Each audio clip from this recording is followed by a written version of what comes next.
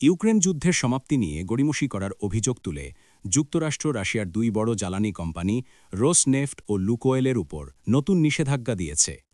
একই দিনে ইউরোপীয় ইউনিয়নও অনুমোদন করেছে রাশিয়ার বিরুদ্ধে তাদের ১৯তম নিষেধাজ্ঞা প্যাকেজ, যেখানে যুক্ত হয়েছে তরলীকৃত প্রাকৃতিক গ্যাস বা এলএনজি খাত।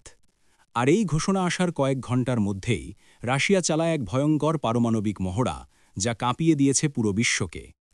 প্রেসিডেন্ট ভ্লাদিমির পুতিনের প্রত্যক্ষ তত্ত্বাবধানে পরিচালিত এই মহড়ায় স্থল, সমুদ্র ও আকাশ থেকে একযোগে ছোড়া হয় ব্যালিস্টিক ও ক্রুজ ক্ষেপণাস্ত্র। রুশ প্রতিরক্ষা মন্ত্রণালয় প্রকাশিত ভিডিওতে দেখা যায় উত্তরের প্লেসেটস ঘাঁটি থেকে নিক্ষেপ হচ্ছে ইয়ার্স আন্তঃমহাদেশীয় ক্ষেপণাস্ত্র, আর বারেন্টস সাগরের গভীর থেকে পারমাণবিক চালিত সাবমেরিন ছুড়ে দিচ্ছে সিনেভা ক্ষেপণাস্ত্র।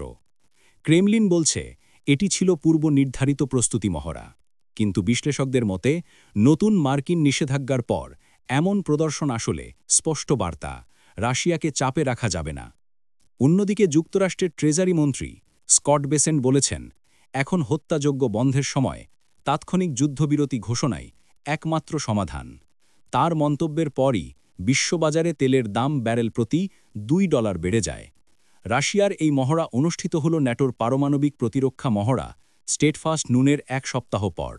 ফলে বিশ্বজুড়ে আবারও দেখা দিয়েছে নতুন পারমাণবিক উত্তেজনা।